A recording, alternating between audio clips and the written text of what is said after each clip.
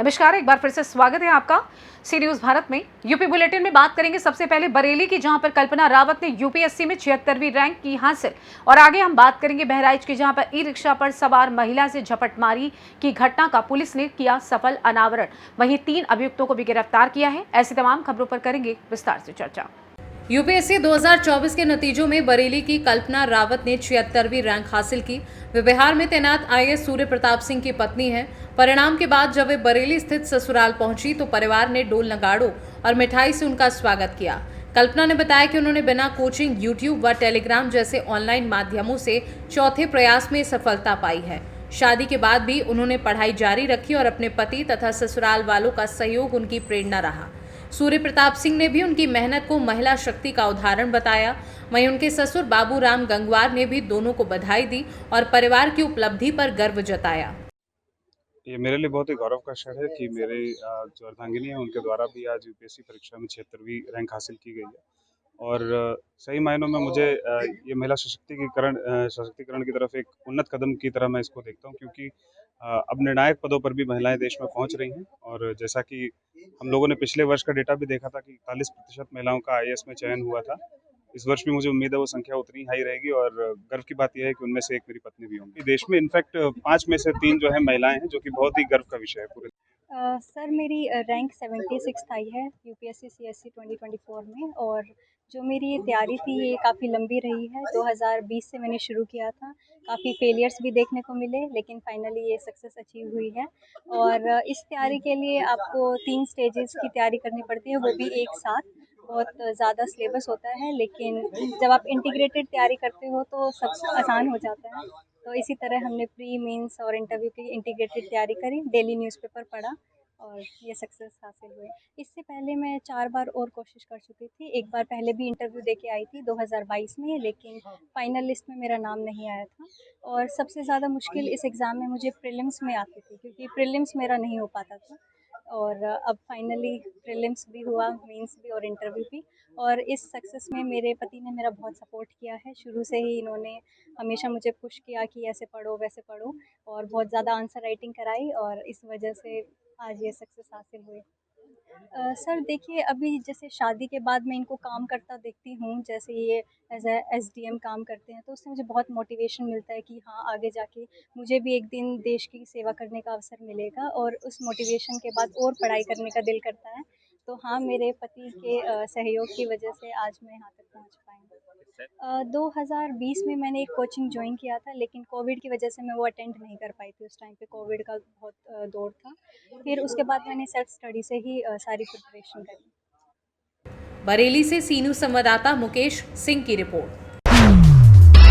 बहराइच में e rickshaw पर सवार महिला से झपटमारी की घटना का पुलिस ने सफल अनावरण करते हुए 3 अभियुक्तों को गिरफ्तार किया। पुलिस ने 12,000 नकद, 2 सफेद धातु की प्लेट, 1 मोबाइल और घटना में प्रयुक्त मोटरसाइकिल बरामद की है। पुलिस अधीक्षक रामनयन सिंह के निर्देश पर अपर पुलिस अधीक्षक नगर रामानंद कुशवाहा व क्षेत्राधिकारी नगर पहूप सिंह के नेतृत्व में कोतवाली देहात पुलिस ने ये कार्यवाही की। घटना की जानकारी पुलिस लाइन सभागार में अपर पुलिस अधीक्षक ने साझा की। एक महिला जो ई रिक्शा से आ रही थी, पीछे से बाइक सवार 2 लड़के उनका पर्स छीन करके भाग गए थे। तत्काल पुलिस मौके पर पहुंची, घटनास्थल का निरीक्षण किया और उस महिला के तहरीर पर मुकदमा पंजीकृत किया गया अज्ञात के विरुद्ध। और इस घटना को वर्कआउट के लिए एसटीओ सिटी और इंस्पेक्टर कोतवाली देहात तथा क्राइम ब्रांच की टीम ने मिलकर संयुक्त प्रयास किया। इसमें सीसीटीवी फुटेज और इलेक्ट्रॉनिक एविडेंस से वो लड़के ट्रेस हुए। उसमें से लड़का पकड़ा गया जो बाल अपचारी है, और बाकी उसको संरक्षण देने वाले उसके दादा जो उसको संरक्षण देते थे, उसकी मदद करते थे, घटना करवाते थे, कोई पकड़ा गया है। तथा लूट के सब माल बरामद हुआ है, और लूट का माल को खरीदने वाले जो ज्वेलर्स हैं उनको भी पकड़ा गया है। उसमें से एक अभियुक्त तथा एक बाल अपचारी के पिता भी फरार है, जिनको पुलिस जल्दी गिरफ्तार करेगी। और घटना में प्रयुक्त बाइक जो बाल अपचारी उसके दादा का है, जो घटना करने के लिए इसको देते थे, उसको भी बरामद किया गया है। बाइक बरामद की गई है। सर इसमें कितने मुलजिम गिरफ्तार हुए, कितने? बहराइच से सी न्यूज संवाददाता मोहम्मद बिलाल की रिपोर्ट। मेहरौनी के शीतल बड़ोनी इंटर कॉलेज में एक गंभीर घटना सामने आई है, जिसमें 10वीं की छात्रा ने अपने शिक्षक पर अश्लीलता और छेड़खानी के आरोप लगाए थे। इसके बाद पुलिस ने मुकदमा दर्ज किया और आरोपी शिक्षक को गिरफ्तार किया। इस मामले को लेकर महिला आयोग की सदस्य अर्चना पटेल ने मेहरोनी स्थित शीतल बड़ोनिया इंटर कॉलेज का दौरा किया। उन्होंने छात्राओं से संवाद किया और स्कूल की व्यवस्थाओं का निरीक्षण किया। इस दौरान उन्हें कुछ कमियां और लापरवाही मिली, जिस पर उन्होंने फटकार लगाई। महिला आयोग की सदस्य ने सवाल उठाया कि आरोपी शिक्षक के खिलाफ कार्यवाही के बाद भी उसे पुनः शिक्षक के पद पर क्यों नियुक्ति किया गया। ललितपुर से सी न्यूज संवाददाता विकास सोनी की रिपोर्ट। नगर पंचायत सिरसी का पक्षी विहार एक प्राकृतिक आकर्षण है, जहां हरियाली और शांति का दृश्य होता है। खासकर जब पहाड़ों पर बर्फबारी होती है तो अन्य राज्यों से मेहमान पक्षी यहां आते हैं। इन पक्षियों की देखभाल के लिए नगर पंचायत सिरसी ने पानी और दाना पानी का इंतजाम किया है और हजारों पौधे लगाए हैं। नगर पंचायत के कर्मचारी समय समय पर इन पक्षियों की देखभाल के लिए ड्यूटी पर रहते हैं। नगर पंचायत अध्यक्ष कौसर अब्बास भी व्यक्तिगत रूप से पक्षी विहार में जाकर पेड़ पौधों और पक्षियों की देखभाल की स्थिति का जायजा लेते हैं। ठंड के मौसम में लोग दूर दूर से इन पक्षियों को देखने आते हैं और जब गर्मी बढ़ती है तो ये पक्षी अपने घर वापस चले जाते हैं। इस समय की गर्मी को देखते हुए नगर पंचायत ने तालाबों में समरसेबल के जरिए पानी भरने का इंतजाम किया है ताकि पक्षियों को पानी की कमी ना हो। इस वक्त हम मौजूद हैं सिरसी नगर पंचायत के पक्षी विहार पे। हम आपको इस पक्षी विहार की जो हकीकत है वो आपसे रूबरू कराना चाहते हैं कि किस तरह से जो सिरसी का पक्षी विहार है उसमें किस तरह से जब कड़ाके की ठंड पड़ती है तो यहाँ से जो पहाड़ी एरिया हैं और दूसरे जो राज्य के पक्षी हैं वो यहाँ पे अपनी मेहमान नवाजी के लिए आते हैं। तो इसी तरह से नगर पंचायत सिरसी ने इसे पक्षी विहार का नाम दिया और ये पक्षी विहार जो है काफी बड़े एरिया में है। आप देख सकते हैं कि यहाँ पे जब मेहमानों का आना शुरू होता है और पहाड़ों पे जब बर्फ पड़ना शुरू होता है तो यहाँ पे तरह तरह के वो पक्षी देखने को मिल सकते हैं कि जो आपने यहाँ नहीं देखे होंगे।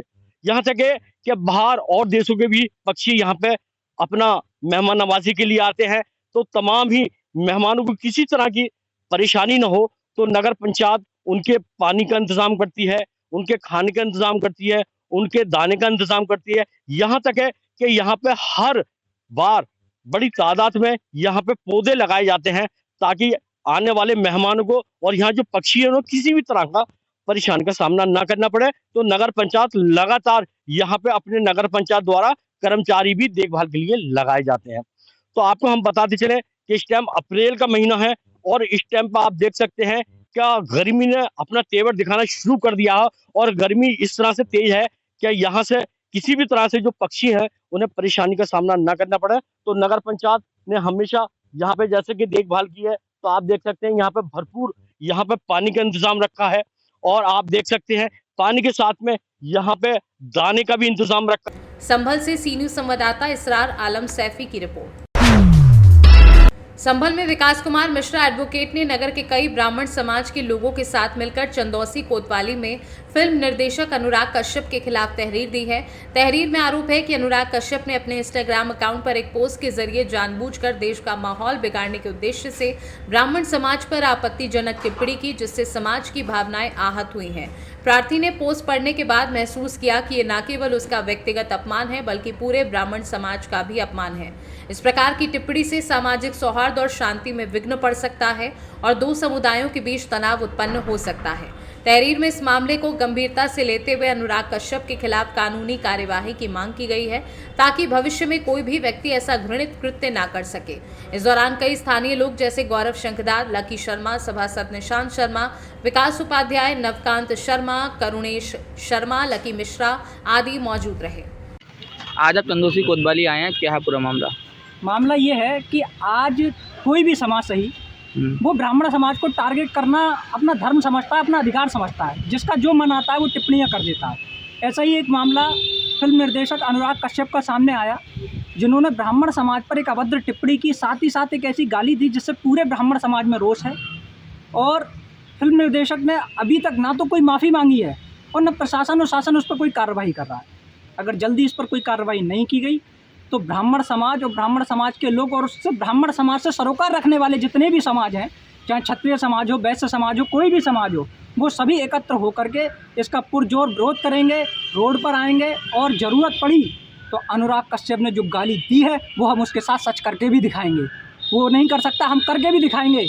वो समझ जाएगा कि ब्राह्मण समाज की ताकत क्या है और ब्राह्मण समाज के साथ एकत्रित रहने वाले लोगों की ताकत क्या है। देश लोकतंत्र से चलता है, लोकतंत्र में पर ये नहीं होना चाहिए कि तुम्हारे मुंह में जो भी आ गया तुमने बक दिया।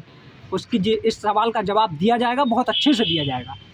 संभल से सी न्यूज़ संवाददाता राहुल पाठक की रिपोर्ट। फिलहाल के लिए इस खास बुलेटिन में बस इतना ही। देश दुनिया की तमाम बड़ी खबरों को जानने के लिए आप जुड़े रहिए सी न्यूज़ भारत के साथ। हर खबर आपके साथ, आपके हाथ।